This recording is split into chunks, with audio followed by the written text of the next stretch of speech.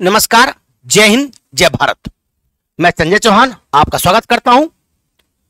आज का session start कर रहे हैं, सी टेट के लिए कर रहे हैं। सी टेट का एग्जाम दिसंबर और जनवरी में होना तय है। सी टेट में बच्चे ज्यादातर परेशान होते हैं पैडागोजी से कि सर पैडागोजी समझ में आती, पैडागोजी क्या है। और मैं आपको बताऊं, यूपी टेट से आसान सी टेट पास करना है। यूपी टेट फैक्चुअल होता है, तथ्य पर आधारित होता है। आपको मालूम है कि सबसे बड़ा या छोटा डीएनए कौन सा है तो आप लगा दोगे, आपको नहीं मालूम तो नहीं लगा पाओगे। लेकिन सी टेट की जो पैडागोजी है उसमें अगर आपका एक कंसेप्ट बना हुआ है आपका, जो भी हम आपको बताएंगे, तो आप पैडागोजी, वो चाहे मैथ की हो चाहे वो पैडागोजी यानी शिक्षण शास्त्र आपका ईवीएस का हो, हिंदी का, किसी का भी हो, आप उसको आराम से कर लोगे। बस अपने आप को अध्यापक समझिए। प्राइमरी का पेपर है 1 से लेकर 5 तक, तो आपको प्राइमरी का मानिए।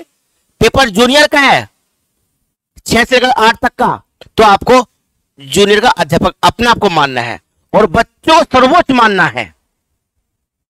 ये देखते हैं, चलिए। एनसीएफ 2005 राष्ट्रीय पाठ्यक्रम फ्रेमवर्क बोलते हैं इसको। एनसीएफ का मतलब होता है कि जब भी शिक्षा नीति बनती है, एजुकेशन पॉलिसी बनती है, तो उसी दौरान एनसीएफ भी बनता है।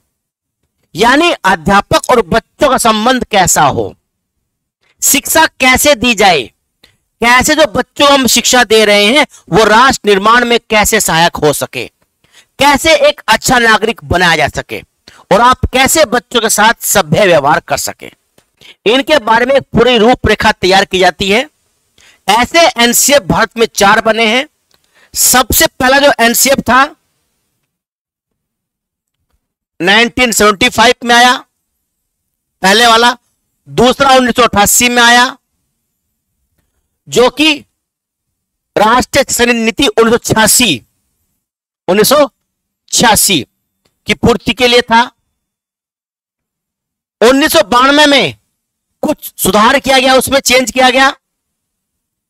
उसके बाद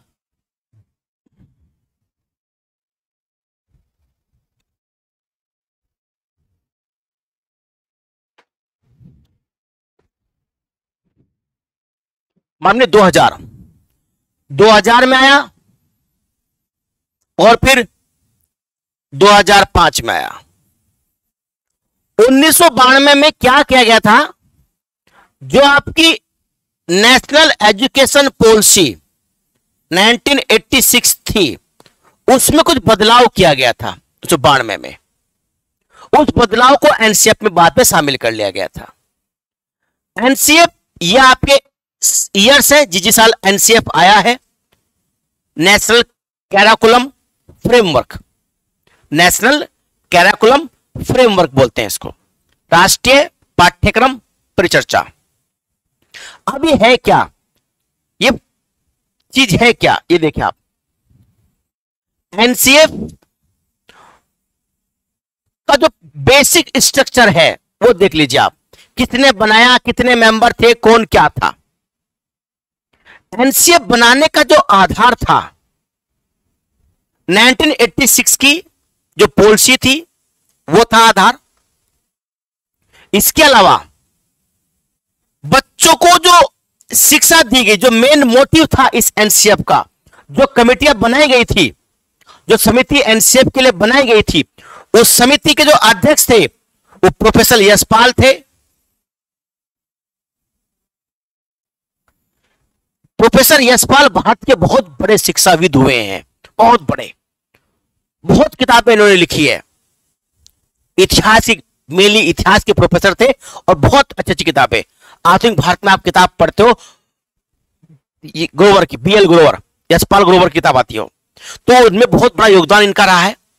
इस फ्रेमवर्क की जो कमेटी बनी उसके अध्यक्ष यही थे। जो समिति ने जिसने बनाया था, उस समिति में कुल सदस्य तो 38 थे, है ना। कितने थे? 38। लेकिन 35 मेंबर एनसीएफ के लिए थे और 3 मेंबर लिए थे एनसीईआरटी से। एनसीईआरटी के उस काल के चेयरमैन थे कृष्ण कुमार, कृष्ण कुमार उस समय के चेयरमैन थे। तो कुल अगर मेंबर पूछ लो 38 थे, 3 एनसीईआरटी लिए थे, अध्यक्ष थे आपके कौन, प्रोफेसर यशपाल। इन्होंने ही एनसीएफ का निर्माण किया था, एनसीएफ बनाया था। और एनसीएफ का जो मेन मोटिव था, जो उसकी थीम रखी गई थी, वो थी बिना बोझ के शिक्षा, learning without burden. Learning without burden, without burden यानी बिना बोझ के शिक्षा, बिना बोझ के शिक्षा। अब यह करना था कि जो शिक्षा दी जा रही है वो बिना बोझ के हो, यानी बच्चों के ऊपर बिल्कुल भी दबाव ना हो। बच्चों के साथ जो अध्यापक की जो इंटरमेसी है, जो अंतः क्रिया है, उस पर सबसे अधिक जोर एनसीएफ 2005 में दिया गया। एनसीएफ 2005 का जो निर्माण किया गया, वो निर्माण बच्चों को केंद्र में रखकर किया गया। इसके अंतर्गत बच्चे, शिक्षार्थी यानी बच्चे, अभिभावक, पेरेंट्स और अध्यापक यानी शिक्षक, इन तीनों को ही शामिल किया गया और उनके लिए दिशा निर्देश दिए गए। तो एक पॉइंट यह बनता है कि एनसीएफ किस किस के लिए है, शिक्षक के लिए है, बिल्कुल शिक्षक शामिल है, शिक्षार्थी शामिल हैं,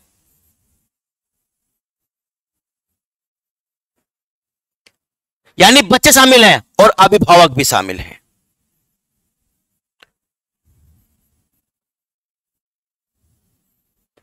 पेरेंट्स भी शामिल है। 1 से लेकर 5 तक के बच्चों के लिए यह जानना जरूरी है कि उनके घर का माहौल कैसा है, पेरेंट्स कैसे इंटरेक्शन करते हैं बच्चों के साथ, आसपास का माहौल कैसा है, यह जानना जरूरी, इसलिए को तीनों शामिल किया गया इसमें।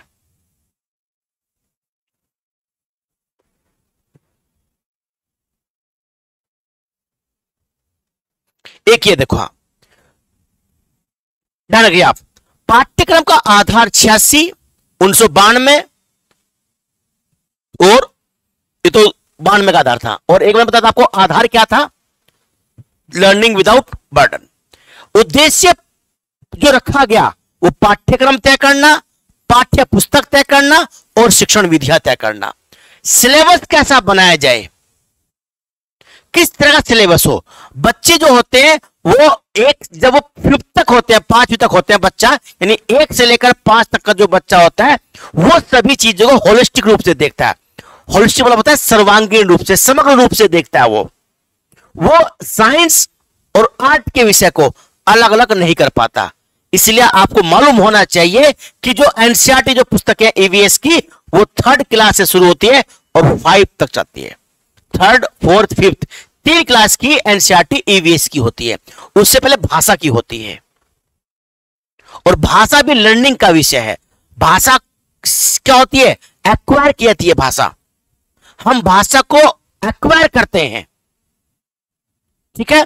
तो बच्चा जो होता है, छोटा बच्चा 1 से लेकर 5 तक जो बच्चा रहेगा, वो सब चीजों को होलिस्टिक रूप से देखेगा, यानी समग्र रूप में देखेगा। जैसे उदाहरण के रूप में बताता हूं आपको, जैसे किसी बच्चे को आपने बताया कि भाई ये गाय होती है, आपने उसे भैंस के बारे में नहीं बताया, तो वो बच्चा ये समझेगा कि जिसके 4 पैर हो, पूंछ हो, सींग ऐसे हो, दूध देती हो, सब क्या है, गाय है। वो बच्चा जब भैंस देगा तो बोलेगा देखो मम्मी ब्लैक काउ, क्योंकि वो चीजों को सेपरेट नहीं कर पा रहा है, अलग अलग नहीं कर पा रहा है चीजों को। इसलिए ईवीएस की पुस्तकों में, एनसीईआरटी पुस्तकों में सारी चीजें एक ही पुस्तक में और एक साथ मिलाकर दी गई हैं। उसी में पोषण है, उसी में जल है, उसी में भोजन है, उसी पक्षियों के बारे में बताया गया है, उसी में आश्रय बताए गए हैं, और जो हमारी जो थीम तैयार की गई है सिलेबस की, वो थीम भी समग्र रूप में इससे तैयार की गई है। परिवार और मित्र, परिवार और मित्र, तो परिवार और मित्र का मतलब हो जाता है कि परिवार और मित्र से परिवार भी बना और समाज का पता भी चल गया है। बच्चों को नहीं मालूम है कि समाज क्या है और परिवार क्या है, वो सब चीजों को एक ही मानता है। ठीक है, ये होती है बच्चे की साइकोलॉजी। तो ये उसके आधार पे पाठ्यक्रम कैसे तय करेंगे। पाठ्यक्रम तो तय करें, जो सिलेबस तय करेंगे बच्चों का, वो सिलेबस बोझल ना हो, वो बच्चों के मनोविज्ञान को देखकर तैयार किया जाए। पाठ्य पुस्तक आधारित शिक्षण ना हो, यानी जो आपका शिक्षण है वो पाठ्य पुस्तक आधारित ना हो। पाठ्य पुस्तक केवल बच्चे के ज्ञान के निर्माण में सहायक हो, आधार ना हो।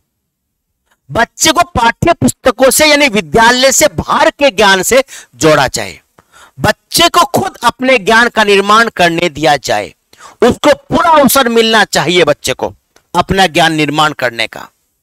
जब बच्चा क्लास में कुछ पूछता है, कुछ मालूम करता है, तो अध्यापक को प्रजातांत्रिक लोकतांत्रिक होना चाहिए, बच्चे को कुछ भी बोलने का अवसर या उसको कहने का पूछने का अवसर मिलना चाहिए क्लास के अंदर।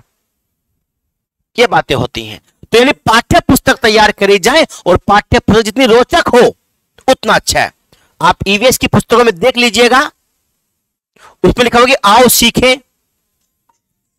आओ सीखें, आओ ये करें, इस तरह की बातें उसमें शामिल हैं। ठीक है ना, ये चीजें होती हैं। तो पाठ्य पुस्तक तैयार करना है। और शिक्षण की विधियां क्या होगी, शिक्षण कैसे किया जाएगा, लर्निंग प्रोसेस क्या होगा, कैसे, वो सब इसमें शामिल किया गया है। तो तीनों आधार ये भी है इसमें और ये पाठ्यक्रम, ये ध्यान रखिएगा आप। अब इसके जो घटक है एनसीएफ के, वो जरूर याद रखिए। पहला घटक है परिप्रेक्ष्य, पर्सपेक्टिव, यानी किस परिप्रेक्ष्य में आपको पाठ्यक्रम, पाठ्य पुस्तक और शिक्षण करना है। हाँ जी भाई, अभी क्लास में हूँ, थोड़ी देर बात करता हूं अभी।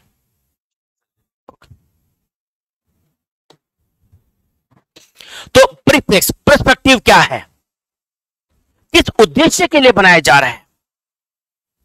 बच्चों को विद्यालय के बाहर के ज्ञान से जोड़ना है, न केवल बच्चों को विद्यालय तक रखना है। बच्चों को किसी प्रकार से भी भौतिक दंड ना दिया जाए, किसी प्रकार से भी कोई एब्यूज, कोई गाली या कोई रूडली भाषा, रफ लैंग्वेज का प्रयोग ना किया जाए। जोर से यानी डांटा जाए, धमकाया जाए, बेटा चुप हो जाओ, नहीं तो देख लो फिर, बस बेटा चुप जाओ, नहीं बेटा नहीं मानोगे, कितनी बार कहा है आपको, ऐसे धमका, ऐसे बोलना है। जोर से आप नहीं बोल सकते बच्चों के साथ, इस तरह का व्यवहार आपको रखना है बच्चों के साथ। बच्चा बनकर ही बच्चों को पढ़ाना ही, मान लीजिए आप। यानी प्रिप्रेस का मतलब यह है कि बच्चों किस प्रकार से सिखाना है और बच्चों को जो स्कूल है आपका उसके बाहर से जोड़ना है, बाहरी ज्ञान से जोड़ना है, केवल पुस्तक का नहीं, पुस्तक को बाहरी ज्ञान से। यानी अगर आप किसी बच्चों को भारत के प्रमुख देश के व्यंजन के बारे में बताना चाहते हैं कि किस राज्य में कौन सा व्यंजन फेमस है, लिट्टी चोखा कहां मिलता है, दाल बाटी चूरमा कहां मिलता है, सरसों का साग और मक्का दी रोटी कहां मिलता है, पाव भाजी कहां की फेमस है, इडली डोसा कहां का फेमस है, तो कैसे बताइएगा उनको, चार्ट बनाइएगा, चार्ट बनाएंगे, उस पर उस राज्य के बारे में बताएंगे, देखो ये इडली डोसा है बच्चों और ये तमिलनाडु में मिलता है। तो पहले बच्चों को दिखाएंगे, देखी भी चीज और देखकर सुनी हुई चीज लंबे समय तक याद रहती है, केवल सुनी हुई चीज व्यक्ति भूल जाता है। और जब आप देख रहे हो तो आपकी देखने की इंद्रियां काम कर रही हैं, आपका दिमाग ज्यादा एक्टिव तरीके से काम कर रहा है। तो बच्चे को देखकर पढ़ाना और देखकर ही सिखाना है। बच्चे को बताना है पृथ्वी के बारे में, अर्थ के बारे में। आप जानते भी होंगे, आप जिस दिन भी कोई डे होता है, एनवायरमेंट डे हो, ओजोन डे हो, मदर्स डे हो, फादर्स डे हो, कोई भी डे हो, उस डे के बारे में बच्चों को जागरूकता प्रदान करने के लिए उनको एक होमवर्क दिया जाता है। आप होमवर्क करके लाओगे ताकि जब वो बच्चा घर जाएगा तो कुछ पेरेंट्स बताएंगे उसको कि देखो एनवायरमेंट डे इसलिए मनाते हैं, 2 अक्टूबर इसलिए मनाते हैं, इस दिन महात्मा गांधी का जन्म हुआ था। महात्मा गांधी हमारे पूर्वज हैं, उन्होंने हमारे लिए इतना किया, हमारे देश को आजाद करवाया, और इस तरह की बातें उनको बताएंगे ताकि वो बच्चे सीखें, हमारे पूर्वजों से, हमारी संस्कृति से, हमारी सभ्यता से जुड़े। और एनसीएफ का जो एक आधार था वो रविंद्रनाथ टैगोर का एक निबंध था, सभ्यता और संस्कृति। सभ्यता और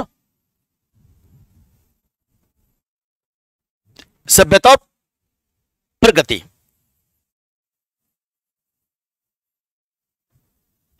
इसके आधार पर एनसीएफ तैयार किया गया था। यानी बच्चों को अपने कल्चर से जोड़ना है, अपने कल्चर से जोड़ना है। तो प्रिप्रेक्स इसका ये था, प्रोस्पेक्टिव इसका ये था। सीखना और ज्ञान, बच्चा स्वयं अपने ज्ञान का निर्माण करता है। 1 से जो 5 वर्ष तक का बच्चा होगा वो ज्यादा 10 से 12 साल के बीच का होगा। जो 5th क्लास तक बच्चा आएगा 10 का होगा, 12 का होगा, 9 का होगा, 9 से मान लीजिए आप, है नहीं, 9 साल का मान लीजिए आप, 9 से मान लीजिए।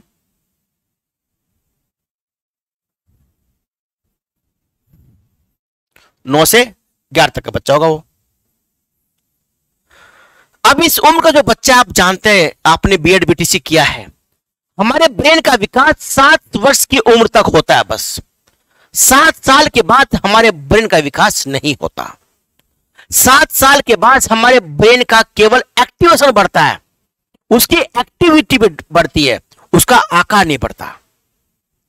7 साल के बाद हमारे बच्चे का जो दिमाग है उसमें खुरापात सूझती है, उसको आप किधर खिलौना उसको खोलेगा, वो चेक करेगा कि इस मोबाइल में आवाज कहां से आती है, इसमें पीछे कौन बोल रहा है जो आवाज आ रही है, खोलेगा इसको, वो खोल देगा, जोड़ नहीं पाएगा उसको, वो पर खोल देगा, वो पुर्जे पुर्जे कर देगा वो। 7-8 साल से लेकर 13 साल तक, 16 साल तक यही स्थिति रहती है बच्चे की। 14 साल के बाद फिर बच्चे का इमोशनली डेवलपमेंट होता है, भावनात्मक विकास होता है, जो कि सबसे खतरनाक उम्र होती है। इसी उम्र को आंधी तूफान की उम्र बोलते हैं, कि बच्चा इस उम्र में भावनात्मक रूप से उसका जो हार्मोनिकल चेंज है वो ज्यादा आता है। जब हार्मोनिकल चेंज ज्यादा आएगा बच्चे के अंदर, तो ऊर्जा का स्तर ज्यादा रहेगा, ज्यादा एनर्जी रहेगी, वो कुछ भी काम करने को तैयार हो जाएगा। ये दौर ऐसा होता है बच्चे का 14 ईयर्स के बाद, किशोर जो अवस्था होती है, किशोर अवस्था, उसमें बच्चों अपने पेरेंट्स से अधिक, अपने माता पिता भाई बहन से अधिक अपने दोस्तों की बातें अच्छी लगती है। पापा को बोलता है, पापा आप तो पुराने जमाने के गाने सुनते हो, आप तो पुराने हो, आप कुछ नहीं पता, नई चीजें कितनी बदल चुकी हैं। लेकिन 20, 21, 22 साल के बाद उसको फिर धीरे धीरे रियलाइज होता है, अकल आती है उसको, अकल नहीं यार, पेरेंट्स ठीक कहते थे। अगर इस उम्र में बच्चा नहीं बिगड़ा, तो अगर हमने इस एनर्जी को, जो 14 वर्ष के बाद एनर्जी बच्चे में आती है, सकारात्मक दिशा दे दी, पॉजिटिव उसको दिशा दे दी हमने, तो बच्चा जीवन में कुछ भी कर सकता है। अगर हमने उस एनर्जी का नेगेटिविटी साइड नहीं देखी और बच्चा चला गया गलत साइड में, तो बच्चा बिगड़ जाएगा, गलत काम में पड़ जाएगा। गलत काम मतलब कुछ भी हो सकता है, फिजिकली गलत हो सकता है, मेंटली हो सकता है, कुछ भी गलत हो सकता है। तो आवश्यकता इस बात की 14 वर्ष के बच्चे की जो एनर्जी है, उसका जो अतिरिक्त एनर्जी है, उसका कहने इस्तेमाल करो।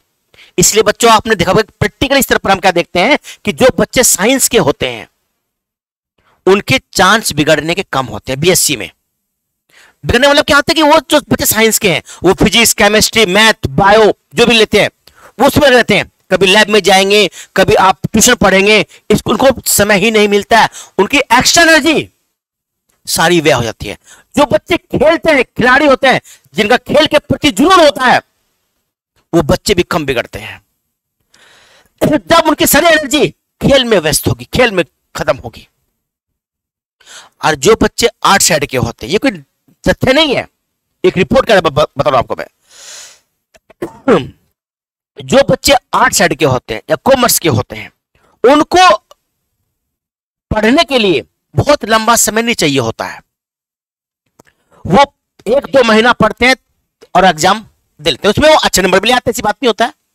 तो जो उनका जो समय बीच का होता है, उस बीच के समय जो अपनी एनर्जी होती है, वो उनकी एनर्जी डाइवर्ट हो जाती है, गलत दिशा में जाने के चांस ज्यादा होता है।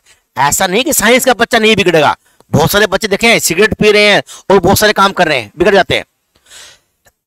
लेकिन साइंस का जो बच्चा पढ़ रहा है, वास्तव में मेहनत कर रहा है, उसके चांस बिगड़ने के कम हो जाते हैं। ये होती है स्थिति बच्चे की। तो क्या मतलब ये कि बच्चा अपना ज्ञान का निर्माण स्वयं करता है, तो उसको सीखना और उसको ज्ञान देना, तो बच्चे को सीखने के लिए प्रेरित करना। एनसीएफ 2005 ये कहता है कि एक अध्यापक को अध्यापक नहीं बल्कि उत्प्रेरक की भूमिका निभानी चाहिए। वो एक मोटिवेटर हो, मोटिवेट करने वाला हो। अगर बच्चा गलती कर रहा है तो टोको मत, बार बार मत टोको, उसकी शिकायत मत करो, तुम बार बार ये गलती करते हो, बार बार ये गलती करते हो, नहीं। जहां गलती कर रहा है वहां देखिए आप, मोटिवेट नहीं, बेटा आप कर लोगे, अरे आप कर लोगे, अरे आप कर सकते हो, आप में कैपेबिलिटी है, आप ही कर सकते हो। तो बच्चे के अंदर एनर्जी पैदा होगी काम करने की और कर लेगा। तो एक अध्यापक को एक मोटिवेटर होना चाहिए, एक उत्प्रेरक होना चाहिए, ये एनसीएफ 2005 कहता है। तो सीखना और ज्ञान का निर्माण करना बच्चे पर खुद छोड़ देना चाहिए। अध्यापक को तो केवल एक मोटिवेटर होना चाहिए, ये सीखना और ज्ञान करना कहलाता है। पाठ्यचर्या के क्षेत्र क्या होने चाहिए, हमारे सिलेबस का क्षेत्र क्या होना चाहिए, यानी हम जो आसपास की चीजें हैं, आप देख लीजिए। आप एनसीएफ 2005 को सबसे पहले 17 राज्यों ने लागू किया था, बाकी सबने मान लिया उसके बाद। अब जो पुस्तकें मणिपुर में जो बच्चों को दी जाएंगी, वही पुस्तकें, वही चीजें क्या पंजाब के बच्चे के लिए अनुकूल होंगी? 1 से लेकर 5 तक के लिए नहीं होंगी। अगर हम पंजाब का बच्चा है, उसे हम T4 ट्रैक्टर बताएंगे तो जल्दी समझ जाएगा। हाँ, T4 ट्रैक्टर, T4 ट्री नहीं। कब तक T4 ट्री और A4 एप्पल पढ़ते रहेंगे? T4 ट्रैक्टर होता है तो बच्चा समझ जाएगा, हाँ जी ट्रैक्टर होता है। मणिपुर के बच्चों और आप बताओगे कि देखो T4 ट्रैक्टर है, तो कम समझ पाएगा। उसे तो वहां की जो चीजें होंगी उसके बारे में बताया जाएगा। ये आपका जो पाठ्यचर्या है, जो पाठ्यक्रम है और जो तरीका है पढ़ाने का, वो आपका उसके अनुकूल होना चाहिए। इसलिए एनसीएफ में त्रिभाषा सूत्र अपनाया गया था। त्रिभाषा सूत्र बोलते हैं उसको। इसमें 3 भाषाएं थी, एक ये मातृभाषा, यानी जो उसकी प्राथमिक शिक्षा है मातृभाषा में हो, जिसकी मम्मी की भाषा है वही उसकी भाषा होनी चाहिए। दूसरा हिंदी से राष्ट्रभाषा नहीं, राष्ट्रीय भाषा के रूप में कहा गया था। और तीसरा अंतरराष्ट्रीय भाषा अंग्रेजी।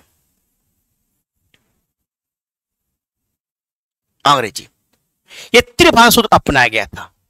इसी में आपका पूरा पाठ्यक्रम और पाठ्यचर्या होनी थी, कैसे आपको पढ़ाया जाना है। ठीक है, ये चीजें थी।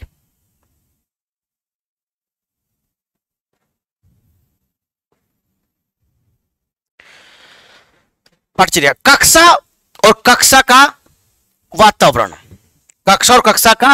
वातावरण, ये बहुत इंपॉर्टेंट है। कक्षा का आकार और उसका प्रकार भी शिक्षण को, लर्निंग को प्रभावित करता है। कक्षा बड़ी है, बड़ा कमरा बहुत, बैठे 20 बच्चे तो भी दिक्कत है। और अगर कक्षा बड़ी तो है, बच्चे 50-60, पढ़ाने वाले सहायक अध्यापक 1, तो भी समस्या है। इसीलिए एनसीएफ 2005 में शिक्षक और शिक्षार्थी का अनुपात 1:30 रखा गया। 1:30 रखा गया। शिक्षक 1 होगा और शिक्षार्थी बच्चे 30 होंगे। और आप जानते भी होंगे, इसी अनुपात को लेकर बार बार बातें होती है। यूपी के अंदर सुपर टैट कब आएगा, तो सरकार कहती है कि हमारा तो अनुपात सही है, हम सुपर टैट क्यों दे भैया। अब ये तो या तो भगवान जानता है या सरकार जानती है कि अनुपात पूरा है या नहीं है। चलिए खैर, तो यह है आपका विद्यालय का आकार प्रकार कैसा हो, कक्षा का माहौल कैसा हो। कक्षा का ना जो आपने जो बच्चे होते हैं प्राइमरी वाले, उनकी कक्षा चार्ट लगे से ढकी रहती है। कहीं बिल्ली लगा हुआ, कहीं फ्रूट के चार्ट लगे, फ्रूट लगे हुए, कहीं वेजिटेबल्स लगे हुए हैं, कहीं अलग अलग जैसे ताजमहल है इस तरह की इमारतें लगी हुई हैं, कहीं हमारे जो पूर्वज हैं उनकी फोटो लगी हुई है, कहीं अलग अलग तरह के पेड़ लगे हुए हैं, ताकि बच्चे प्राकृतिक चीजों से जुड़ सके, उनके अंदर क्यूरियोसिटी, जिज्ञासा पैदा हो जानने की। मैडम ये क्या है, मैडम ये क्या है, मैडम ये क्या, what is this and what is this. तो जब जिज्ञासा पैदा होगी, और जिज्ञासा ही ज्ञान का आधार होती है, और ज्ञान बच्चा स्वयं निर्मित करता है, समझे। तो जिज्ञासा जरूर होनी चाहिए बच्चे के अंदर। जब तक जिज्ञासा नहीं होगी, बच्चे के अंदर ज्ञान का निर्माण भी नहीं होगा। ये बात ध्यान दीजिए आप। तो कक्षा का और विद्यालय का जो वातावरण होगा वो लोकतांत्रिक हो, आकार के हिसाब से सही हो, अध्यापक मोटिवेटर हो, बच्चों के बीच किस प्रकार की अंतः क्रियाएं हो रही हैं उसको देखें। ये अगले में आएगा। व्यवस्थागत सुधार क्या है। व्यवस्थागत सुधार वे होते हैं पूरे स्कूल को कैसे मैनेज किया जाए, क्लास को कैसे मैनेज किया जाए। 30 बच्चों की क्लास है, बच्चे आपस में कैसे अंतः क्रिया कर रहे हैं। अंतः क्रिया मतलब इंटरमेसी आपस की कैसी है। क्या कोई बच्चा ऐसा जो लगातार झगड़ा करता है अपने मित्रों के साथ, तो वो देखना, उसको चेंज करना। क्लास के अंदर कोई बच्चा किस तरीके से पेश आता है, मैडम को या कोई सर बाहर हाथ से आते को नमस्ते करता है या नहीं करता है, किसी बच्चे के अंदर हिचकिचाहट है कि नहीं है। अगर हिचकिचाहट है बच्चे के अंदर, तो क्लास के अंदर का जो अध्यापक है उसका दायित्व बनता है अब हिचकिचाहट को दूर करे। इसीलिए आपने देखा जो लोग पढ़ाते होंगे कि कक्षा के अंदर जो अध्यापक होता है, वो जो बच्चा हिचकिचाहट वाला बच्चा होता है, जिसके अंदर हेजिटेशन होती है, उसको अलग अलग काम सौंपता है कि बेटा तुम सभी बच्चों की बोतल इकट्ठी करो और एक स्थान पर रखे आओ। एक तो कहेगा बेटा तुम देखो, तुम यहां खड़े रहो और हम जरा बाहर होके आते हैं, तुम देखो। वो जानबूझ के बाहर जाएगा टीचर। अब देखो कोई बात तो नहीं करता है, जो बात करता है उसका नाम नोट कर लेना, ठीक है मैम। कुछ को बोलेंगे अब देखो सबके नेल्स चेक करो जाके, नेल्स सही है कि प्रॉपर है कि नहीं है, वो सबके नेल्स चेक करेगा जाके। तो उस बच्चे के अंदर काम करने की प्रेरणा पैदा होगी, लगन पैदा होगी। और यहां पर टीचर एक अध्यापक जो वो उत्प्रेरक की भूमिका निभा रहा है, और बच्चा जो है बच्चे अंदर जो हिचकिचाहट है वो दूर हो रही है, उसमें नेतृत्व की क्षमता आ रही है। इसीलिए हम प्राथमिक स्तर के एनसीएफ में कह दिया गया है कि आपको ऐसे नागरिक, सभ्य नागरिक पैदा करने हैं जो राष्ट्र निर्माण में सहायक हो, और वो हम यहीं से कर सकते हैं, प्राइमरी से ही। जब नींव भी खराब होगी तो उस पर मकान या भवन कैसा ऊंचा बनेगा। तो ये बात अध्यापक को ध्यान रखनी होती है। पेडागोजी की जो मैंने आपको चीजें बताई हैं, ये हर विषय में काम आने वाली हैं। कुछ चीजें, कुछ नाम, कुछ ऐसी चीजें हैं, ध्यान रखिएगा आप, जो अगर किसी ऑप्शन में आ जाती हैं, किसी ऑप्शन में आ जाती हैं, तो उस ऑप्शन में आपको हां करना या नहीं करना। एक ध्यान रखना बच्चों, कभी भी रटाना नहीं है, रटाना नहीं है, इसे हतोत्साहित करना है।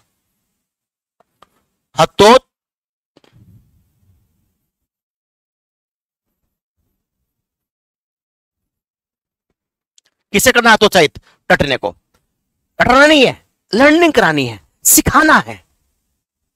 आज मैं आपको बताऊं, इंग्लिश मीडियम के बहुत सारे स्कूल रटवाते हैं। हम पेडागोजी पढ़ते तो आदर्श में है, पर व्यवहारिकता पर यह बातें नहीं होती हैं। 4th क्लास तक के बच्चे को, 3rd क्लास के बच्चे को कंप्यूटर का पता नहीं, कंप्यूटर होता कैसा है, और उसको माउस, कीपैड, मदरबोर्ड सब पढ़ा दिया गया, रटवा दिया गया, ये है, बस किताब में डायग्राम बने हुए हैं। यह है स्थिति।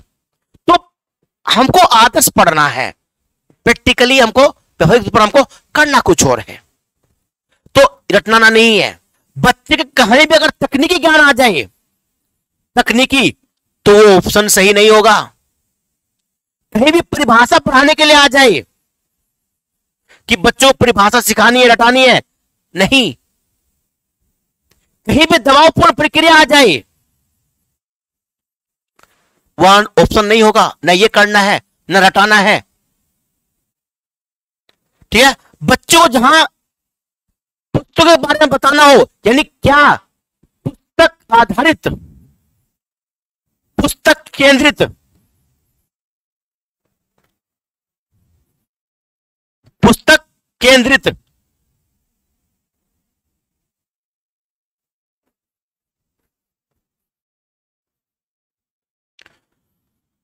पाठ्यक्रम बनाया जाए, नहीं।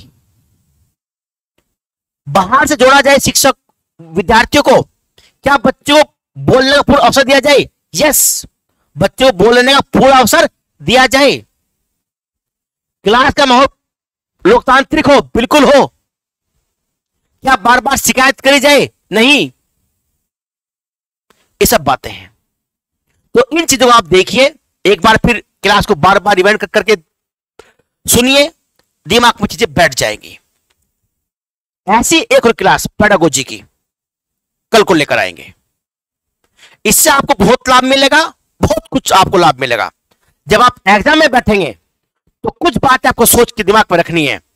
आप प्राइमरी के अध्यापक हैं, आपको बच्चों के साथ मोटिवेटर बनना है, ये आपको काम करना है। ठीक है, तो कल तक के लिए जय हिंद, जय भारत।